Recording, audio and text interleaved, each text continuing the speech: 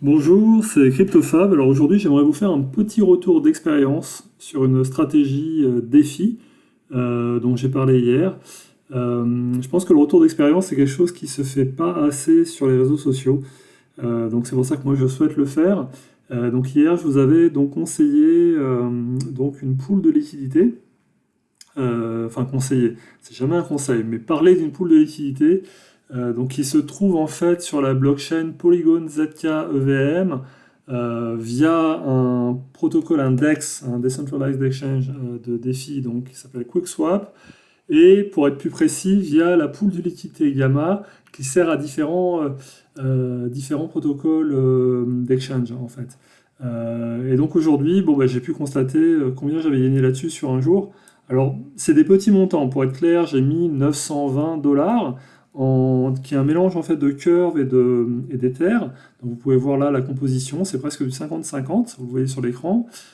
Par chance, en fait, le Curve sur lequel j'avais misé hier est monté entre-temps. C'est un des seuls tokens, d'ailleurs, c'est un des seuls altcoins, même une des seules cryptos, parce que le Bitcoin a chuté aussi aujourd'hui, si on peut dire, qui est monté. Donc Curve est une des seules cryptos qui est montée aujourd'hui.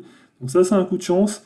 Enfin, pas uniquement de la chance, parce que je trouvais vraiment que c'était assez bas. Alors c'est pas un Curve, c'est pas un token qui a le vent en poupe, parce qu'en fait, il sert à rewarder, à récompenser les gens qui mettent sur le protocole Curve. Et en fait, on considère en général que les tokens qui servent à récompenser les poules de liquidité sont souvent dumpés, souvent vendus rapidement. Mais là, en fait, il est descendu à un certain niveau.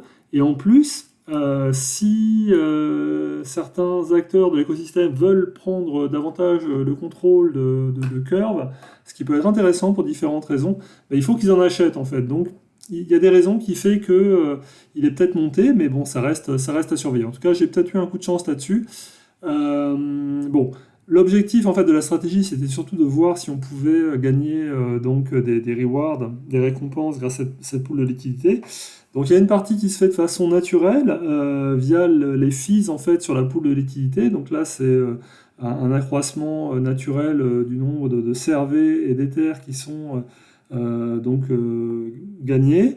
Et il y a une autre partie qui se fait via un programme d'incentive qui se fait via la plateforme Merkle.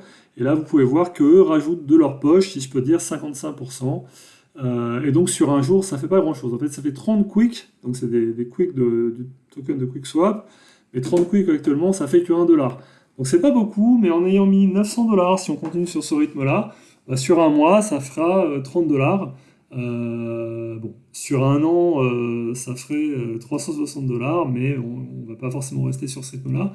Mais on voit que par rapport à l'investissement, si on regarde sur une moyenne annuelle, 360 dollars sur 900 dollars, on est quand même sur un rendement de l'ordre de 40%, donc qui est assez élevé, et sur les tokens qui sont assez sûrs. Voilà. Donc on n'est pas, alors pour être très clair, on n'est pour l'instant pas sur le rendement annoncé, mais ça c'est un truc assez courant, puisqu'on annonce du 70%. C'est pour ça que c'est important de faire un retour, parce qu'en fait ça dépend aussi de l'activité qu'il y a sur cette pool, etc. Donc ça dépend de pas mal de paramètres, mais on est sur du 40%, alors peut-être sur du 50% s'ils respectent vraiment l'engagement de verser la récompense de l'ordre de 50% de leur côté. Après c'est pas gravé dans le marbre, enfin ça peut varier.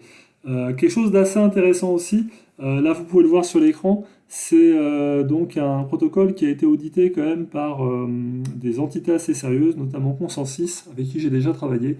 Donc Consensus, c'est la boîte qui a par exemple derrière MetaMask, qui a derrière la Layer 2, Linea, enfin c'est une boîte vraiment reconnue dans l'écosystème Ethereum, hein. C'est même la principale boîte de développement de l'écosystème Ethereum. Donc, ça ne veut pas dire que c'est sans risque, mais ça veut dire quand même que ça a été audité par des gens sérieux. Voilà, c'est tout ce que je voulais dire là-dessus, c'était pour vous faire un petit retour d'expérience. Évidemment, dans les prochaines vidéos, j'essaierai de vous donner davantage de tuyaux en fait sur d'autres protocoles. Mais celui-là, je le trouvais particulièrement intéressant. Donc, si vous n'avez pas misé dessus, c'est pas forcément un conseil d'aller miser dessus maintenant. Mais mon conseil, ce serait de regarder peut-être un petit peu autour du protocole Gamma. Donc, vous pouvez voir là l'adresse a.gamma.xyz s'il n'y a pas d'autres pools qui peuvent être intéressantes. Encore une fois, on est dans un écosystème Ethereum, même si c'est la blockchain Polygon ZK EVM, oui, qui peut, elle, avoir des problèmes, vu le séquenceur centralisé, etc. Mais l'écosystème reste quand même assez safe lui-même.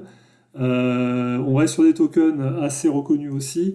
Donc on n'est pas hyper dégène là-dessus, et pourtant on peut trouver des rendements élevés. Donc je vous conseille vraiment d'aller faire un tour encore une fois hein, sur app.gamma.xyz pour en trouver d'autres. Enfin, je vous le conseille pas. Je vous informe juste que vous pouvez trouver là des opportunités intéressantes. Et surtout, ce que je vous conseille, c'est de faire de votre propre recherche et votre propre analyse de risque. Voilà, c'était CryptoFab. Je vous dis à bientôt et bonne recherche à vous.